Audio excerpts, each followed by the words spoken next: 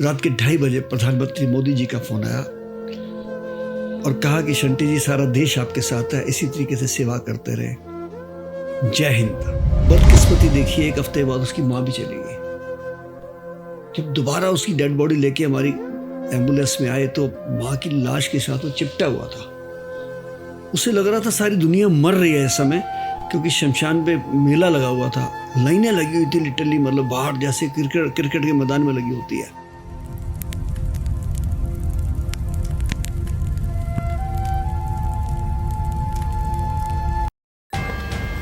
India recorded 3.4 lakh new COVID cases. Situation is very alarming. Corona से मरने वालों का शव उनके परिवार वाले भी लेने से कतरा रहे। जिस घर में अकेली बेटी है, अकेला बेटा है, क्या उस लाश का वो अकेले दाह संस्कार कर सकते हैं?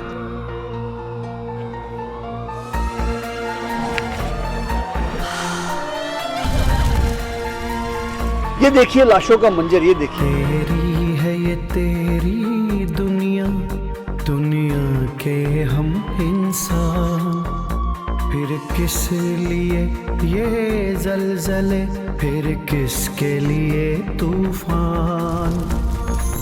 निर्भय होकर जी सके हमें ऐसा दो वरदान, हे ईश्वर, हे भगवान, हे ईश्वर, हे भगवान।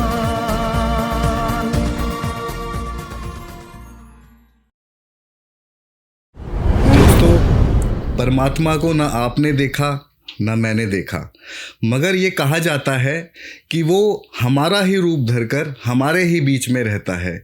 और जब जब समाज पर कोई विपदा आती है, कोई संकट आता है, तो वो परमात्मा का बंदा, वो फरिश्ता मदद करने के लिए निकल पड़ता है। स्वागत है आपका ट्रुथ बिहाइंड पॉडकास्ट शो में। और आज हम आपको ऐसे ही एक फरिश्ते के साथ रूबरू कराएंगे जिसने इंसानियत के लिए समाज में अपने आप को पूरी तरीके से झोंका और पूर्णतः समर्पण कर दिया। मैं स्वागत करता हूं पद्मश्री से सम्मानित डॉक्टर जितेंद्र सिंह शंटी जी का। नमस्ते, जय हिंद, सत श्री अकाल। शंटी जी, आप फाउंडर और प्रेसिडेंट हैं शहीद भगत सिंह सेवा दल के, और ये एनजीओ आप लगभग 25 साल से चला रहे हैं। 27 साल से। और पीछे अगर हम बात करें कोरोना काल की, तो हम सब ने वो वीडियोस आपकी देखी जिसमें आप दिन रात 20-20 घंटे आप और आपकी टीम ग्राउंड पर काम कर रही थी। जिस टाइम क्वारंटाइन में लोग अपने घरों में बैठे थे, मगर आप अपनी टीम के साथ ग्राउंड पर उतरे हुए और लोगों की मदद कर रहे थे। जिनके रिश्तेदार उन तक नहीं पहुंच पा रहे थे, आप वहां पहुंच रहे थे। तो sir, how did this started? कैसे आपको लगा कि अब मुझे पूर्णतः एक सेवा में, एनजीओ में या इस तरीके से काम करना चाहिए? What motivated you? ईश्वर किसी किसी को चुनता है, किसी को खेल के लिए, किसी को नाटक के लिए, किसी को सेवा के लिए, किसी को अभिनय के लिए। मुझे लगता है मुझे बहुत छोटी उम्र में ये चीज़ मेरे सामने आ गई और एक छोटे से झटके ने मेरा जीवन बदल दिया। कहते हैं कि छोटा सा इंसिडेंट कई बार इंसान के जीवन को बदल के रख देता है। मेरे एक मित्र थे जो चैन स्मोकर थे, सिगरेट पीने के। ये कहानी मेरे से ताल्लुक़ नहीं रखती है, लेकिन मैं इसलिए सुना रहा हूँ कि कैसे इंसान का जीवन बदलता है और मेरा कैसे बदला। 2 पार्ट में बताऊँगा। तो मेरे मित्र ने दिन में 4-5 डब्बी सिगरेट पीनी होती थी। उनके बच्चे को दमे की प्रॉब्लम हो गई, हॉस्पिटल ले गए। डॉक्टर ने कहा कि ये बड़ा सीरियस हो चुका है इसका दमा, और इसकी सारी वजह आप हैं। उसने कहा जी मैं कैसे दमा कर दिया? कहते नहीं, आपके कपड़ों से मुझे अभी भी स्मेल आ रही है सिगरेट की। आप इतनी सिगरेट पीते हैं कि इस बच्चे के घर में इस बच्चे का दम घुटता है, उसकी वजह से इसको दमा हुआ है। उस व्यक्ति ने बाहर निकल के सिगरेट की डब्बी को तोड़ के फेंक दिया और कसम खा ली, और 22 साल हो गए से सिगरेट नहीं पी। जीवन बदल गया एक इंसिडेंट से जी। मैं तो शमशान घाट गया था किसी के संस्कार में 1995 में, लेकिन मैंने क्या देखा कि एक आदमी लोगों की अध जली लकड़ियों के टुकड़े उठा रहा है। टोकरी में रख रहा है, मैंने सोचा चोरी कर रहा है। अक्सर सुनते थे कि वहाँ करप्शन भी होती है, लेकिन जब मेरे दोस्त थे, मैं थे, हमने रोका, उसे टोका तो कहने लगा मैं चोरी नहीं कर रहा जी, मैं पुत्र का इलाज कराने आया था दिल्ली में, आज नहीं रहा वो, उसके दाह संस्कार के लिए मेरे पास पैसे नहीं है। मैंने बहुत संस्थाओं को कहा, कहीं 50-100 रुपये मिले, लेकिन यहाँ तो 7-8 हज़ार रुपये खर्चा है। कोई चारा ना देख के शाम होती जा रही है, तो मैंने सोचा कि ये जो लकड़ियाँ बची पड़ी हैं जगह जगह शमशान घाट में लाशों के आसपास, क्यों ना मैं इसी से संस्कार कर लूँ। बहुत बड़ा झटका लगा जी मुझे, बहुत बड़ा, कि यार हम किस राष्ट्रीय राजधानी में रह रहे हैं जहाँ पे लोग शादी पे करोड़ों रुपए लगाते हैं, बच्चे के जन्मदिन पे, मकान पे, कार पे, दुकान पे करोड़ों रुपए लगा देते हैं लोग, मैरिज एनिवर्सरी पे। और उस दिल्ली में एक व्यक्ति अपने बेटे की लाश लेके बैठा है यार, बड़ी शर्म की बात है, लानत की बात है हमारे लिए। वो पहला संस्कार मैंने कराया। उसी के बाद मैंने दोस्तों के साथ बैठक करी, मैंने कहा यार इसके ऊपर सोचना चाहिए। तो दोस्तों ने कहा ये तो सरकार का काम है, प्रशासन का काम है। मैंने कहा नो, हमारे घर में पानी साफ नहीं आता तो आरओ हम लगाते हैं ना, सरकार तो नहीं लगाती। बिजली नहीं आती, हम इन्वर्टर लगाते हैं, सुरक्षा के लिए हम सीसीटीवी कैमरे लगाते हैं। तो ये क्यों नहीं कर सकते हम, एक प्रयास करके देखते हैं। एक बचपन में शेर सुनता था मैं एक, कि कौन कहता है कि चांद पर सुराख हो नहीं सकता, एक पत्थर तो तबीयत से उछालो यारो। क्या बात है। शुरुआत करी। अब बात ये आ गई कि नाम क्या रखें संस्था का। तो मैंने कहा यार किसी महिला के नाम से रखोगे, चाहे वो सीनियर सिटीजन हो, चाहे वो फ्रीडम फाइटर हो, तो आपके साथ महिलाएं ज़्यादा जुड़ेंगी। बुजुर्ग के नाम से रखोगे, बुजुर्ग जुड़ेंगे, तो क्यों ना किसी क्रांतिकारी नाम से रखें। क्या बात है। और मैं मेंटोर मानता हूँ शहीद आजम भगत सिंह जी को, अपना सारा देश मानता है। कौन भूल सकता है इनकी कुर्बानी को। बिल्कुल। ये वो लोग हैं जो कभी ना मरे थे, ना कभी मरे हैं, ना मरेंगे। मुझे याद है इनका वो शेर, सुबह फांसी पे चढ़ना है और रात को कोयले से, क्योंकि ज़्यादा चीज़ें अलाउड नहीं होती जेल में, कहीं से कोयला एक मिल गया, इन्होंने दीवार पे एक शेर लिख दिया। उसकी फ़ोटोकॉपी सुप्रीम कोर्ट के इतिहास में रखी हुई है। दिल से निकलेगी ना मर के भी वतन की उल्फत, दिल से निकलेगी ना मर के भी वतन की उल्फत, मेरी मिट्टी से भी खुशबुए वतन आएगी। क्या बात है। वो खुशबू ख़त्म नहीं हो सकती। तो जैसे हमने नाम रखा शहीद आजम भगत सिंह जी के नाम से, बहुत अच्छे अच्छे लोग जुड़े, ब्यूरोक्रेट जुड़े, हर तरीके लोग जुड़े, सामाजिक लोग, संसारिक लोग, आध्यात्मिक लोग। काफिला बहुत छोटा था, एक शमशान घाट अडॉप्ट किया, दूसरा किया, तीसरा किया, 17 शमशान घाट अडॉप्ट कर लिया।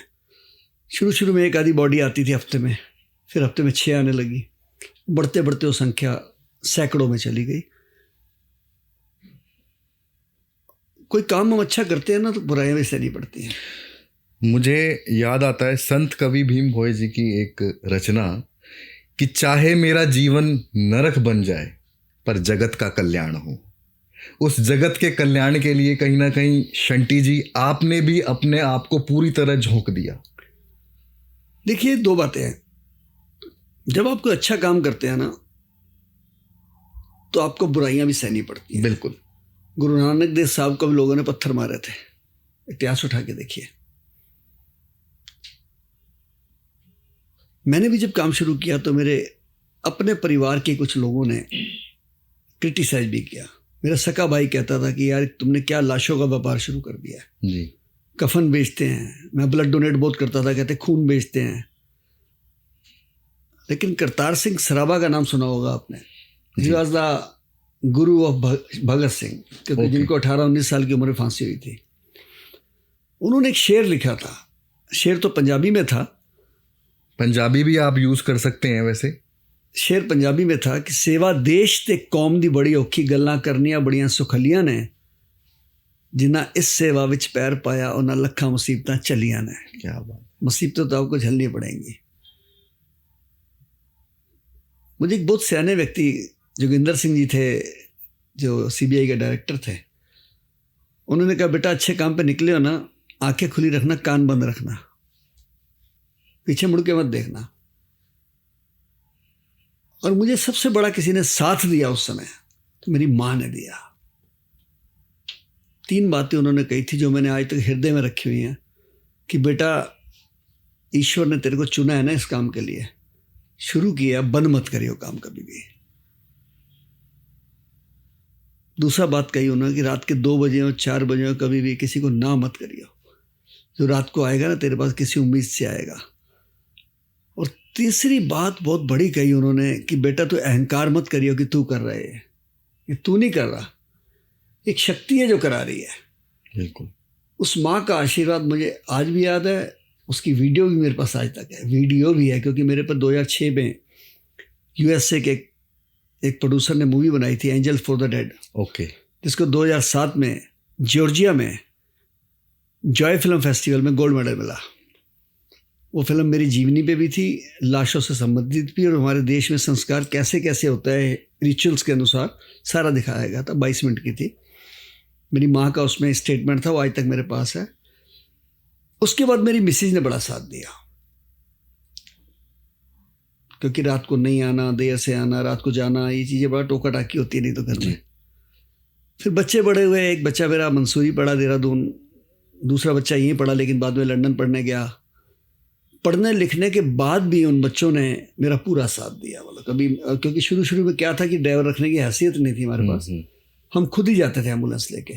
जैसे मैं तबीयत ठीक नहीं है या मैं सोया हूँ तो मेरा बेटा जाके पेशेंट को या डेड बॉडी को छोड़ आता था।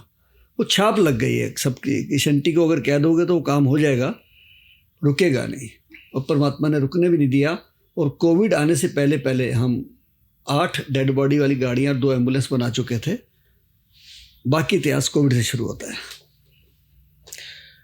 कोविड जो पैंडेमिक आया वो हमारे जीवन काल में सर सबसे दुखद समय, कि जिस समय मौत ने पूरा तांडव मचाया चारों तरफ, कि हम लोग तो घरों में क्वारंटाइन हुए, मगर जिस तरीके की वीडियोस आती थी, और आपको मैं काफ़ी टाइम से फॉलो करता आ रहा हूँ, आपकी जो सेवाएं हैं कि रात ना देखना ना दिन देखना, 20-20, 22-22 घंटे शमशान घाटों में उन लावारिस लाशों को जलाना, और ऐसे परिवार कि जिनके अपने रिश्तेदार या वो खुद लोग भी उनको लाश को हाथ नहीं लगाते थे, तो आपकी टीम, आप खुद चल के उनका दाह संस्कार करते थे। तो सर कोई ऐसा एक्सपीरियंस हम जानना चाहेंगे जो जिसने आपकी रूह तक को हिला के रख दिया हो। देखिए, ये तो कहर था जी। परमात्मा ने हमारे को इस कोविड में जीना सिखा दिया। बिल्कुल। हमारे को हमारी औकात दिखा दी।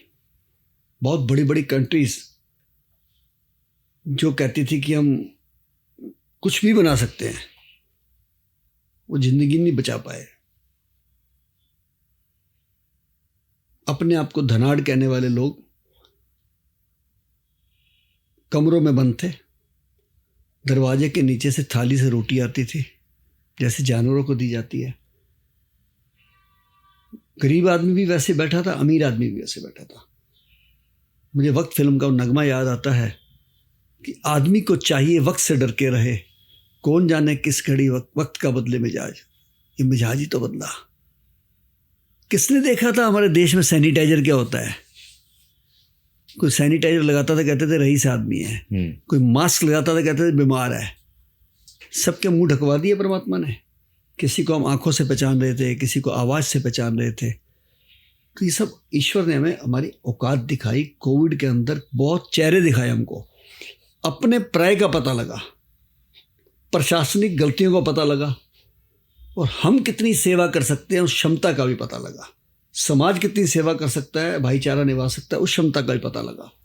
और मैंने तो बहुत करीब से देखा है ना, क्योंकि 21 दिन, आप तो कह रहे हैं ना 18-19 घंटे काम करने की बात, मैं 21 दिन शमशान घाट से बाहर नहीं निकला। 21 डेज दिलशाद गार्डन सीमापुरी का शमशान घाट मेरे पास था। निकले कैसे, गिनती नहीं खत्म होती थी।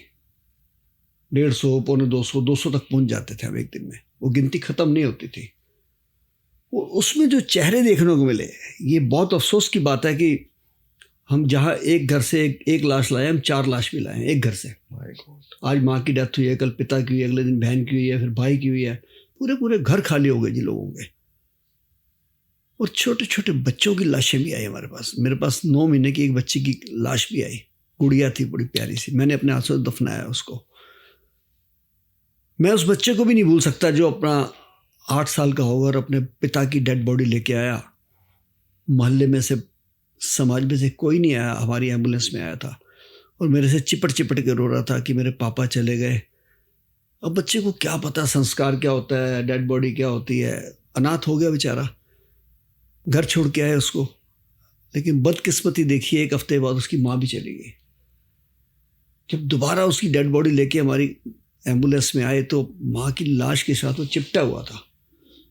उसे लग रहा था सारी दुनिया मर रही है इस समय, क्योंकि शमशान पे मेला लगा हुआ था, लाइनें लगी हुई थी लिटरली, मतलब बाहर जैसे क्रिकेट के मैदान में लगी होती है। और वो बच्चा कह रहा था पापा मेरे चले गए, मेरी माँ भी चलेगी, मैं भी मर जाऊँगा। मतलब वो हालात मैं भूल नहीं सकता हूँ। मतलब मेरे आज भी मेरे रोंगटे खड़े होते हैं जब मैं याद करता हूँ किस प्रकार एक बच्ची का मुझे फ़ोन आता है कि मेरे पापा की डेथ हो गई है कार में।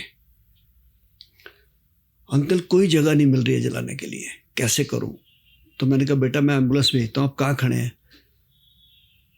तो कहने मैं भी बताती हूँ। लेकिन आधे घंटे बाद वो बच्ची खुद ही आ गई मेरे पास, कहने लगी मैंने फ़ोन किया था, पीपी किट पहनी हुई, मास्क पहना हुआ, 18-20 साल की बच्ची होगी। तो जो उसने बात बताई ना जी, मेरे पास आज भी वीडियो पड़ी है उसकी। उसके साथ साथ मैं भी रो पड़ा कि अंकल मैं पापा को लेकर रात को 12 बजे निकली थी घर से। सांस रुक रही थी इनकी, ऑक्सीजन बहुत कम थी। 12 हॉस्पिटल में गई हूँ, किसी ने एडमिट नहीं किया। सबके यहाँ बैनर लग गए थे कि नो ऑक्सीजन नो एडमिशन। किसी ने अंदर घुसने नहीं दिया कार को। और आफ्टर ऑल पापा ने 5 बजे सुबह दम तोड़ दिया और अब शाम के 4 बज गए हैं। मैं 11 घंटे से पापा की लाश को अपनी कार में होंडा सिटी में लेके घूम रही हूँ, कहीं कोई संस्कार नहीं करने दे रहा। 24 घंटे से लोग वहां बैठे हैं। अंकल प्लीज मेरे पापा का संस्कार करा दीजिए आप, प्लीज मेरे पापा की आत्मा को शांति दिला दीजिए। उस बच्चे की सेंटीमेंट्स को देख के, उस बच्चे की भावना को देख के इतना दिल मेरा उदास हुआ, इतना हुआ कि मुझे लगा यार ये क्या हो रहा है। कहाँ गया प्रशासन सारा दिल्ली में, जहाँ बड़े बड़े नारे लगते हैं कि बिजली हाफ ले लो, पानी माफ ले लो। आज सांस माफ नहीं है यार दिल्ली में। लोगों को बचने का अधिकार नहीं है। एक रात के अंदर 25 लोग मर गए जयपुर गोल्डन हॉस्पिटल में ऑक्सीजन की वजह से। लानत है हमारे ऊपर। ये ऐसे ऐसे हादसे हैं जो मैं भूल नहीं सकता हूँ। आपने तो कहा ना कि कोई एक दर्दनाक हादसा जी, सारे ही दर्दनाक एक से बढ़ के थे। जहाँ ये बच्ची जैसे अच्छे चेहरे देखे मैंने, उस बच्ची ने संस्कार अपने हाथों से किया। वहीं मैंने ऐसे परिवार देखे जिनके 3-3 बेटे थे, लेकिन उन्होंने लाश के साथ घर से आने वाना कर दिया, क्योंकि 30-40 लाशें हम घरों से भी लाते थे। जिनके बच्चे कनाडा में, अमेरिका में रह रहे हैं, उन्होंने साफ कह दिया जी हम नहीं आ सकते, आप संस्कार करा दो। करा दिया जी। और कईयों के बच्चे भी यहाँ थे। किसी ने बहाना किया कि मेरी तो तबीयत खराब है, किसी ने कहा मुझे डर लगता है, किसी ने कहा मुझे कोविड है। तो हमने कहा चलो यार हम करा देते हैं। और जैसे हम डेड बॉडी को पैक करके, सैनिटाइज करके, पैक करके लेके चलने लगते थे, तो वो कहते थे अंकल एक बार दर्शन करा दो। तो मुझे लगता था शायद इनकी भावना जागृत हो गई है, इंसानियत आ गई है। लेकिन हमानियत देखने को मिली जी। उन्होंने माँ बाप की पीपी किट को खुलवा के, डेड बॉडी वाले बैग को, किसी ने माँ की बालियाँ उतारी, किसी ने बाप की अंगूठी उतारी, किसी ने अंगूठे लगवाए, किसी ने चैन उतारी, किसी ने चाबियाँ निकाली। मैं बता नहीं सकता आपको मतलब। और मैं ये बात सबको कहता हूँ आजकल, चाहे ठीक है लोगों को बुरा लग जाए, कि अपने बच्चों को पढ़ा लिखा के मेहनत के पैसे से विदेशों में भेजने वाले लोग, या पड़ोसियों के कंधों पे लाश जाती है उनकी, नहीं आते हैं वो बच्चे वहाँ जाने के बाद। उनको कुछ लेना देना नहीं है, स्वयं प्रॉपर्टी के आपके। इसलिए सब माता पिता को ये विनती करता हूँ कि आप बहुत कुछ करिए, मुझे भी बच्चे प्यारे हैं, आपको भी प्यारे हैं, लेकिन इतना ख्याल रखिए कि अपना अपने पास रख के फिर बांटिए जिसको मर्जी आप। इसलिए मैं कहूँगा कि मैंने बहुत बुरे बुरे हादसे देखे हैं। जहाँ ये ऐसे हादसे देखने को मिले, जहाँ अच्छे हादसे सदमे वाले देखने को मिले, अच्छे लोग भी मिले, लोगों को सेवा करने वाले मिले, कोई रोटी खिला रहा था कोरोना वाले को। हमारे देश का एक ये भी तो इतिहास है ना जी। बिल्कुल, दुख में सब एक हो जाते हैं। जहाँ मैंने सनातन के अनुसार रिचुअल से संस्कार कराए हैं, वहाँ मैंने क्रिश्चियन के भी संस्कार कराए हैं, क्योंकि उनके पास दफनाने की जगह नहीं थी, उनको जलाना पड़ा 14 बॉडीज़ को, और सैकड़ों के हिसाब से मैंने मुस्लिम को भी दफनाया है। क्योंकि मुझे कई लोगों ने उस समय कहा कि शंटी जी आप ये क्या कर रहे हैं। मैंने कहा नो, मेरी कॉन्शियस ये कहती है कि जाने वाला एक इंसान था, वो हिंदू, सिख, ईसाई, मुस्लिम नहीं था।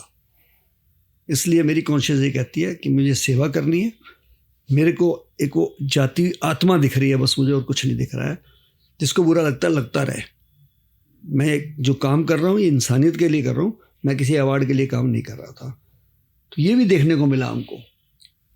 शंटी जी हुण तुहानू रब ना कहिए तो की कहिए। अरे नहीं, एक शब्द है मुझे याद आ गया, सूरा सो पहचानिए जो लड़े दीन के हेत, पुरजा पुरजा कट मरे कबू न छाड़े खेत। तो सर, इंसानियत के लिए जो आपने लड़ाई लड़ी और आपने जो खोया, आपने जो, मतलब मैं तो ये कहूँगा कि इंसानियत के लिए आपने जितनी भी चीज़ें की, कि अब लोगों के जो जिन्हें कहते थे अपने हैं, ये जिनके लिए सर्वस्व छोड़ने को लोग तैयार हो जाते थे कि ये मेरा अपना है, वो तक नहीं खड़ा हुआ आके। इस कोरोना काल में शंटी जी कहीं ना कहीं 2 चेहरे निकल के आए। पहला चेहरा, आप जैसे फरिश्ते जो समाज में उतरे, लंगर लगाए। मैंने तो लंगर भोजन के खाने के देखे, आपने लकड़ियों का लंगर लगा दिया जी, आपने ऑक्सीजन का लंगर लगा दिया जी। मतलब मैं तो हैरान हो गया देख के। दूसरा जो चेहरा हम देखते हैं वो शैतान का चेहरा। आपने ये कहा कि इंसान नहीं, इंसानियत भी मर रही है। मैं इस पे तीसरी चीज़ और जोड़ता हूँ कि लोगों ने इंसानियत के साथ साथ अपनी आत्मा भी मार दी थी, अपना ज़मीर बेच दिया। जो रेमडेसिविर 3 से 4 हज़ार रुपए की होती थी, वो 75 हज़ार में ब्लैक गलत कह रहे हैं। 2-2 लाख रुपए का बिका। 2-2 लाख रुपए, माय गॉड।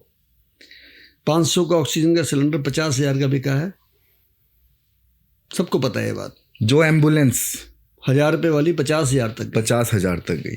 और सबसे बड़ी बात, मैं डॉक्टर, टेक्नीशियंस, नर्सेस को भगवान मानता हूँ, सैल्यूट करता हूँ, बट कुछ हॉस्पिटल ने जो 30-30 लाख रुपए के बिल बनाए जिस बीमारी का इलाज नहीं था, और लोगों की लाशें नहीं दी उन्होंने उसके बाद।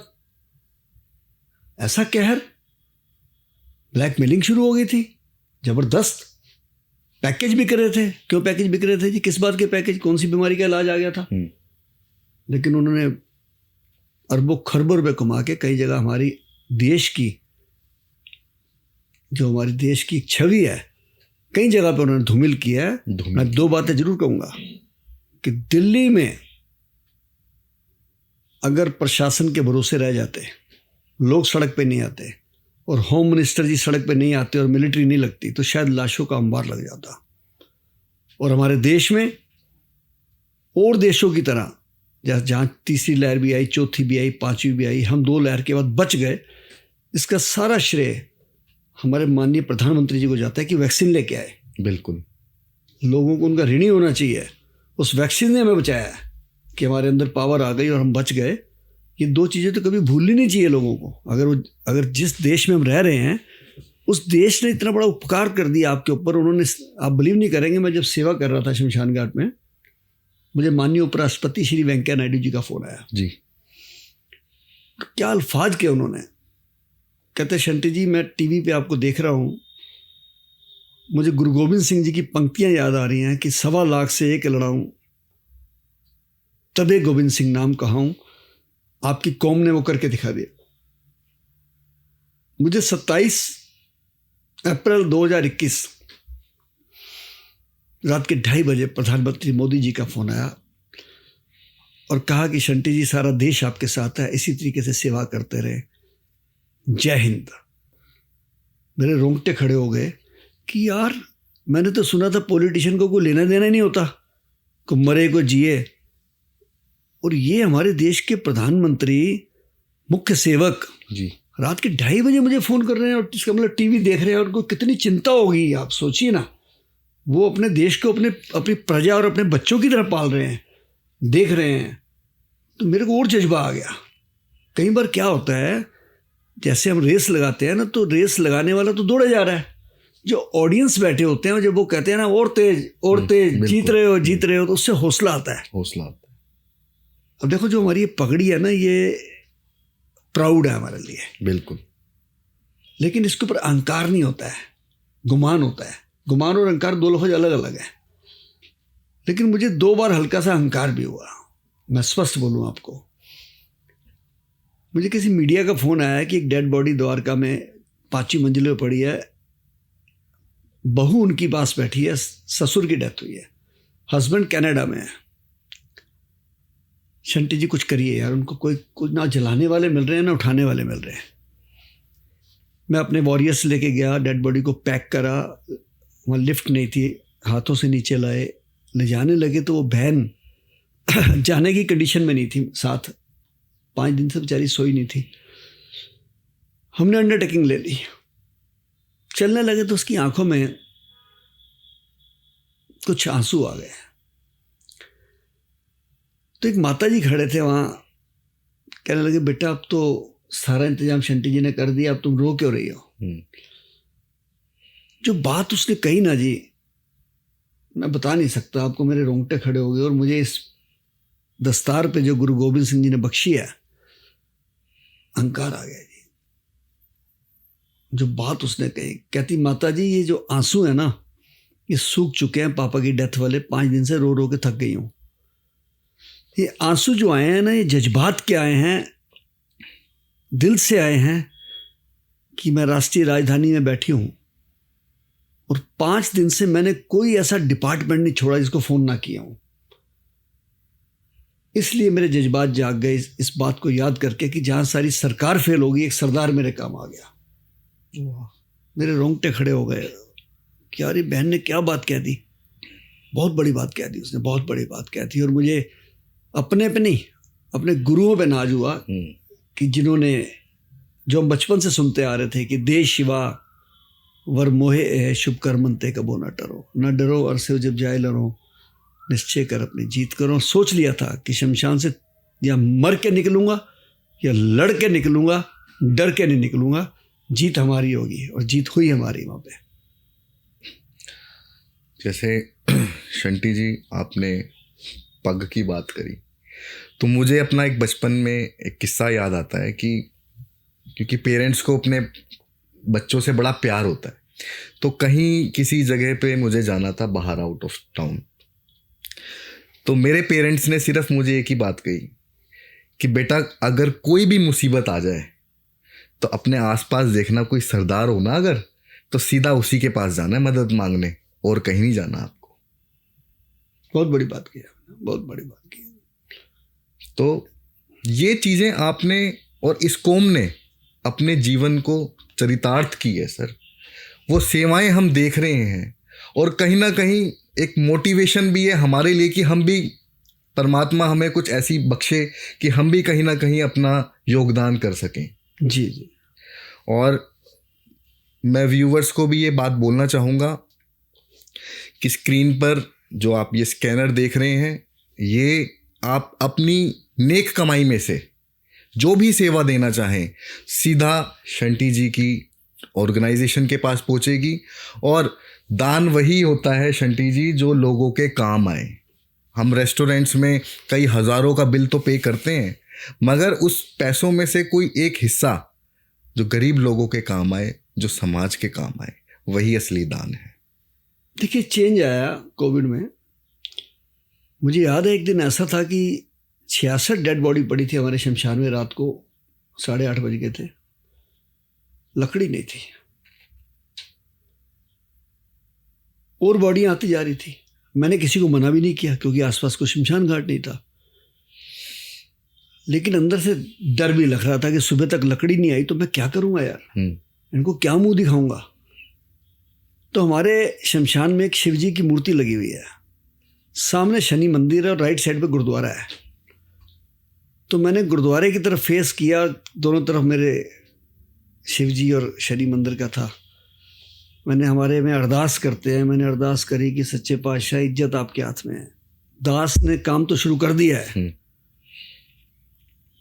पर इज्जत खतरे में है, लकड़ी नहीं है बिल्कुल भी और कहीं से आने की संभावना भी नहीं है।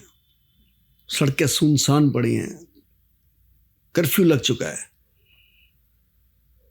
और सारी रात एक सेकंड भी हम नहीं सोए। एक सेकंड भी कहते हैं, बॉडी पे बॉडी बढ़ती जा रही थी। एम्बुलेंसें चलती जा रही थी, सायरन की आवाज़ आ रही थी। देखिए भगवान के रूप में मुझे एक फ़ोन आया सुबह 4:30-5 बजे।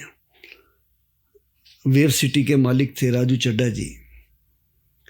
कहते शंटी जी आपकी मैंने एक वीडियो देखी है अभी कि आपके शमशान घाट में लकड़ी नहीं है। मैं कहा सर एक भी लकड़ी नहीं है। कहते कितनी बॉडी है? मैंने कहा 100 तक तो होंगी। कहने लगे मैंने जैसे ही आपका वीडियो देखा चारों तरफ फ़ोन घुमा दिए हैं, 7 बजे तक आपको 4 ट्रक लकड़ी आ जाएगी और 500 टन लकड़ी आपको 2 दिन के अंदर आ जाएगी। अब देखिए भगवान आ गए। भगवान खुद तो नहीं आता ना, भगवान ईश्वर किसी रूप में आता है। फिर मेरे एक दोस्त हैं गोल्डी जी, रणधीर जी, उनके फ़ोन आने शुरू हो गए। इतनी लकड़ी आ गई कि मुझे वहाँ लंगर का बैनर लगाना पड़ा, लकड़ी का लंगर, कुछ तोलनी नहीं है, जितनी चाहिए उठाओ जलाओ, उठाओ जलाओ। और एम्बुलेंस जब कम पड़ी मैंने एक अपील डाली। अक्षय कुमार जी का फ़ोन आया मुझे। अच्छा। कि शंटी जी मैं जुड़ना चाहता हूँ और मैं कुछ करना चाहता हूँ, आपकी मैंने अपील सुनी, मैं 2 एम्बुलेंस आपको कल सुबह भेज दूंगा, एडवांस वाली। ये जो स्लीप वेल कंपनी है इन्होंने एक एम्बुलेंस भेज दी, बजाज एलियंस ने भेज दी, टेक महिंद्रा ने भेज दी, हमारे दोस्त हैं हरविंदर जी दिल्ली में, उन्होंने भेज दी। एम्बुलेंसों की लाइन लगनी शुरू हो गई। करते करते हमारे पास बढ़ती चली गई एम्बुलेंस। कुछ बहनों ने, कुछ भाइयों ने, कुछ क्लब्स ने, 32 एम्बुलेंस हो गई मेरे पास। इस समय हमारे पास 32 एम्बुलेंस और शव वाहन है। मतलब परमात्मा ने ऐसी बख्शिश करी कि हमें पीछे मुड़ के नहीं देखना पड़ा और हम अपने काम में संलग्न हो गए। जहाँ बुरे लोग थे वहाँ अच्छे लोग भी थे। बिल्कुल। मैं इस कोरोना में खास करके जो हीरो के रूप में काम किया है, डॉक्टर, टेक्नीशियन, नर्सेज, इन्होंने तो किया है। पुलिस ने बहुत काम किया। एम्बुलेंस ड्राइवर का बहुत बड़ा रोल था जी। शमशान घाट पे सेवा करने वाले लोगों का बहुत बड़ा रोल था। और एक और बहुत बड़ा रोल था जी, सफाई कर्मचारियों का। सुबह 5 बजे आ जाते थे बेचारे, वो उन चीज़ों को हाथ लगाते थे जो ग्लव्स है, पीपी किट है। जो बेटा अपने बाप की पीपी किट को हाथ नहीं लगाता था, वो बेचारे नंगे हाथ उसको उठा के लेके जाते थे। ये सब कुछ मैंने कोविड में देखा, लेकिन मैं किसी अवार्ड के लिए काम नहीं कर रहा था। मैं अपने देश के लिए, मानवता के लिए, शहीद भगत सिंह सेवा दल की मेरी पूरी टीम, मेरे दोनों बेटे मनीष ज्योत, मेरी मिसेज, मेरे ड्राइवर्स, मेरे वॉरियर्स दिन रात लगे हुए थे। मेरा मैनेजर जो है हरजीत राजू, इसके दोनों लंग्स का ख़त्म हो गए थे। डॉक्टरों ने जवाब दे दिया, एक हॉस्पिटल, दूसरा, तीसरा, पता नहीं कैसे जाके ईश्वर ने बचाया इसको। इसके लिए मैं भी इंजेक्शन खरीद के लाया था जो आप कह रहे थे कि 2-2 लाख का बिका है। अच्छे लोग भी थे, बुरे लोग भी थे, सबकी शक्लें देख के। जिस तरीके से आपने निष्काम भाव से समर्पण किया, और कुछ लोगों ने शंटी जी अपनी दुकानें भी शुरू कर दी थी बहुत ज़्यादा संस्कार की, और कुछों की दुकानों पे आपने ताला भी लगवाया। जरूरी था। ये क्या किस्सा था? कहाँ ये किस्सा नहीं था, मैंने एक ऐप देखी। अच्छा जी। वो ऐप बॉम्बे से चल रही थी कि 37,500 रुपये में पैकेज दे दीजिए संस्कार का। और वो कोविड में नहीं, कोविड के बाद की बात है। लोगों को लगा कि ये तो यार बड़ा बढ़िया धंधा है। तो 37,500 का पहले दे दीजिए, जब भी आप मरेंगे आपका संस्कार हम करेंगे। मैंने सोचा यार ये काम तो हम फ्री कर रहे हैं ऑलरेडी। राइट। और उन्होंने इतना ही नहीं, ट्रेड फेयर में एग्जीबिशन में स्टॉल लगा दिया अपना, तो क्या था, डेड बॉडी का सामान रख के, वो सीढ़ी रख के, पूरा नाटक करके, एक टूटी सी एम्बुलेंस खड़ी करके। तो मुझे एक मीटिंग में बुलाया गया साउथ दिल्ली में, सीरी फोर्ट के सामने PhD चैम्बर में। पूरी इंडिया के क्रिमेशन से संबंधित लोग आए हुए थे। मैं भी गया वहाँ पे एज ए चीफ गेस्ट। तो मैंने वहाँ ये बात बोली कि ये जो ऐप चल रही है, इस तरीके की ऐपें बंद होनी चाहिए, इससे लोगों के अंदर गलत प्रभाव जा रहा है। और कुदरत की बात देखिए कि वो शख्स वहीं बैठे थे जिन्होंने ऐप शुरू की थी। उन्होंने हाथ खड़ा करके कहा कि शंटी जी, वो ऐप मैंने शुरू की है बॉम्बे से, वो स्टार्टअप है एक। अच्छा। और इसमें मैंने एग्जीबिशन भी लगाई थी और 10,000 करोड़ का प्रोजेक्ट मैंने बनाया है। My God. मैंने उसी मंच से कहा, मीडिया भी था वहाँ, सैकड़ों लोग भी थे। मैंने कहा तेरे को अरेस्ट कराऊंगा, मैं जेल भेजूंगा। पता नहीं मैंने नहीं बोला, परमात्मा ने बुलवा दिया। जिस देश में आज भी हमारे गांव के अंदर 37,500 रुपये में गरीब बच्ची की हाथ पीले हो जाते हैं, उसमें आप दाह संस्कार के लिए, यार हमारे ये सनातन के रिचुअल्स हैं, मोक्ष होता है ये, बिल्कुल। उस मोक्ष कभी बिक सकता है क्या? और मैं अनाउंस करता हूं कि जितने ग्राहक तेरे पास आएंगे सबको बोलूंगा मैं फ्री करने के लिए तैयार हूँ। पूरी इंडिया में किसी के पास पैसे ना हो, मुझे फ़ोन करे, मैं वहाँ के किसी भी डिपार्टमेंट से कह के आपका संस्कार फ्री कराऊंगा। और मैं बॉम्बे गया, उनका स्टिंग ऑपरेशन किया, उनके खिलाफ कंप्लेंट करी और दुकानदारी बंद कराई मैंने। इसके अलावा NHRC में जब मैं डिफेंडर्स और NGOs के कोर ग्रुप में मेंबर बना, तो हमारे चीफ जस्टिस अरुण मिश्रा जी जो कि चेयरमैन है, मैंने वहाँ अपील करी कि 2 हक दे दीजिए लोगों को। नंबर 1, हॉस्पिटल में किसी की डेथ हो जाए और पैसे ना हो तो उसकी लाश तो मिल जाए, उनके घर वाले रिचुअल्स तो कर लें। और दूसरा, देश के अंदर किसी भी शमशान घाट में कोई जाए तो चलो जिंदा रहने का अधिकार नहीं है, मरने के बाद जलने का अधिकार तो हो। और परमात्मा ने बख्शिश करी और वो दोनों रूल पास हो गए और पूरे देश के चीफ सेक्रेटरीज को लेटर जा चुका है। लोगों को ना पता हो तो इस बात को मेरे जहाँ वीडियो सुन रहे हैं, अपने अधिकार को पहचानिए। Right of the dead body, right of the patient act pass हुआ है। कोई भी हॉस्पिटल आपकी डेड बॉडी को 1 मिनट भी नहीं रोक सकता है। जो रोके आप मेरे को फ़ोन करिए, 8750674433 मेरा नंबर है। आपके पास पैसे ना हो, लकड़ी दे गए शमशान के, वैसे आने वाले समय में पूरे हिंदुस्तान में फ्री होने वाला है। मुंबई में हो गया है, महाराष्ट्र में हो गया है। मैं थैंक्स करता हूँ चहल साहब का, वहाँ के कमिश्नर साहब का, PMC के हैं, सबसे पहल वहाँ पे हुई है। वहाँ पे 700 रुपये क्विंटल लकड़ी है, लेकिन 3.5 क्विंटल तक फ्री है। उसके ज़्यादा कोई लेंगे तो 700 रुपये क्विंटल है, बड़ा रीजनेबल है। बिल्कुल फ्री में संस्कार हो गया। वो कहते हैं ना, मर के भी चैन ना पाया तो कहाँ जाएंगे हम। कम से कम मरने के बाद तो चैन दो यार किसी को। ठीक बात। तो मुझे खुशी है इस बात की कि वो दोनों रूल NHRC ने पास करे। और तीसरा, मैंने माननीय गृह मंत्री जी को लेटर लिखा था कि कुछ हॉस्पिटल्स ने बहुत गुंडागर्दी करी है, तो 3 हॉस्पिटल पे रेड पड़ी मेरे उस कंप्लेंट के बाद, और तीनों की एक दिन की जो कमाई निकली थी 4-4 करोड़ रुपए निकली थी, और एक के पास तो 4 किलो सोना भी मिला। सोना मिलने का मतलब समझते हैं आप, उन्होंने पैसे से कन्वर्ट कर लिया था उसको।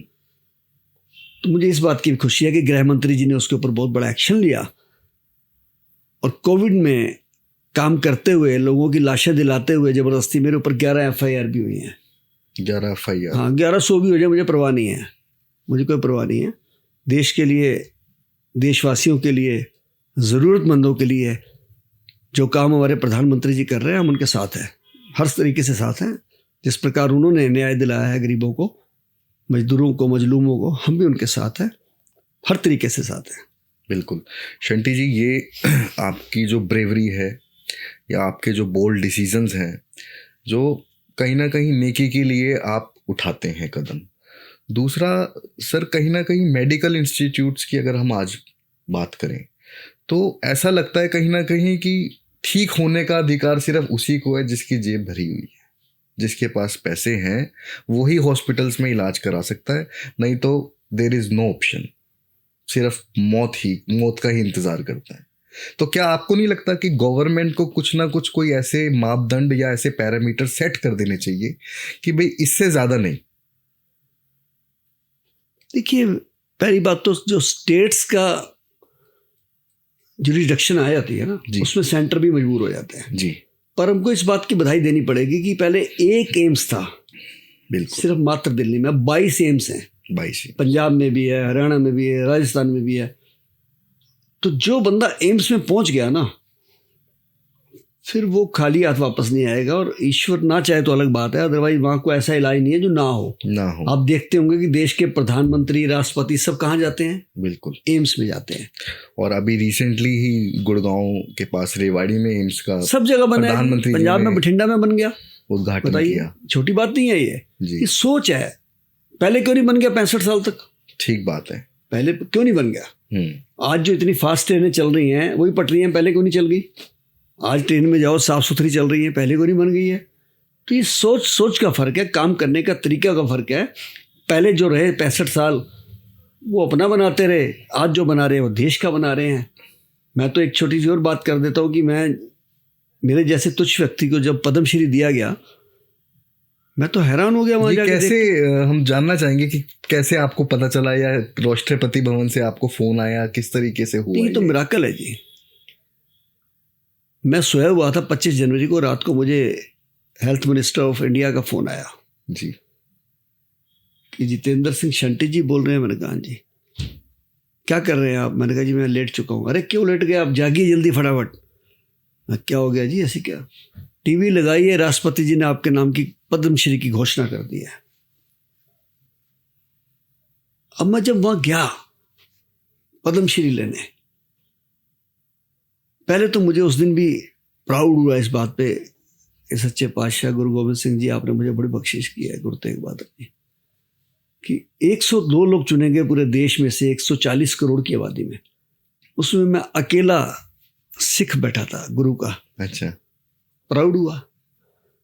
दूसरा जो मैंने सुनता आया बचपन से कि ये जो अवार्ड है बिकते हैं, 65 साल तक यही कुछ हुआ है। लेकिन आज मैंने क्या देखा, जब मैं अवार्ड लेने गया, कुछ बहनों की पैरों में चप्पल नहीं थी। पंजाब से एक बहन जी आए थे, उनकी साड़ी इतनी मैली थी कि मुझे लगता है शायद 4-5 दिन से उन्होंने चेंज ना करी हो। लेकिन जब मैंने उनकी किताब पढ़ी, उनका बायो प्रोफाइल देखा, ओए होए होए, मैंने कहा इनके तो पैर छूने चाहिए।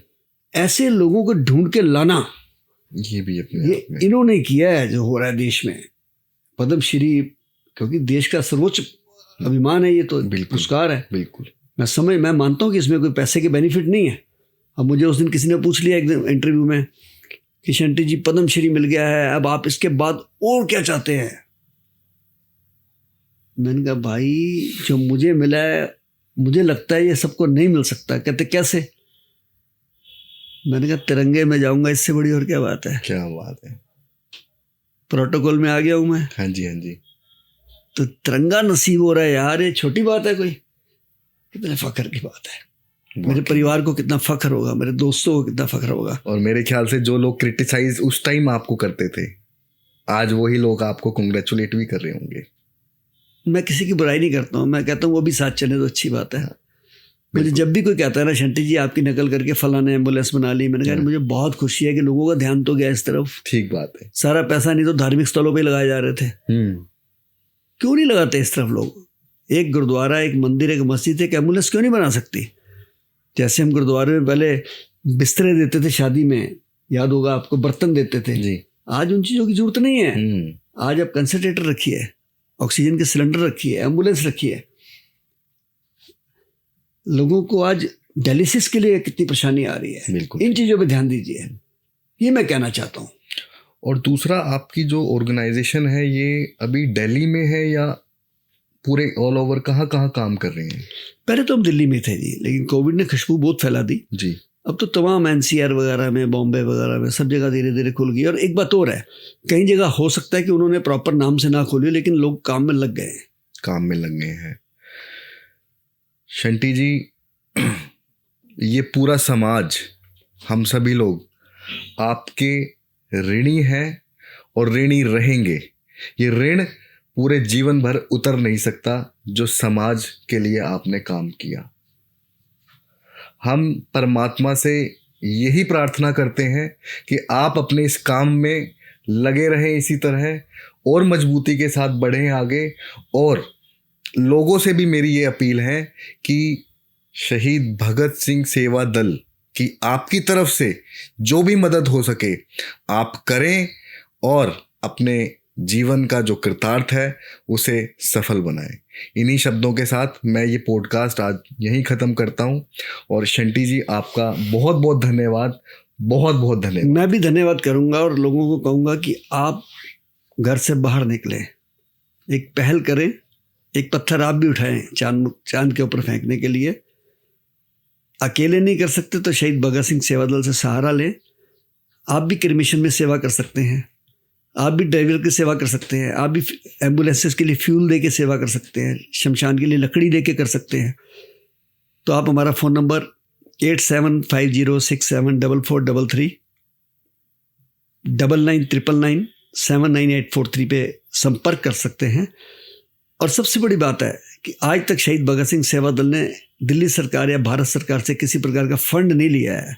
ये मैं ऑनलाइन बोल रहा हूँ। इसलिए दो बातों का निवेदन करूँगा कि आप भी आगे आए, इस यज्ञ में आप भी आहुति दें। और दूसरी बात, जिनको हम समझते हैं कि हमारे बहुत करीबी हैं, उन्होंने आपके साथ क्या किया है सब आपने देख लिया है। और अंत में वही बात कहूँगा कि सुख में तेरे साथ चलेंगे, दुख में सब मुख मोड़ेंगे, दुनिया वाले तेरे बनकर तेरा ही दिल तोड़ेंगे, देते हैं भगवान को धोखा, इंसान को क्या छोड़ेंगे, कसमें वादे प्यार वफा सब, बातें हैं बातों का क्या, कोई किसी का नहीं है झूठे, नाते हैं नातों का क्या। जय हिंद। जय हिंद।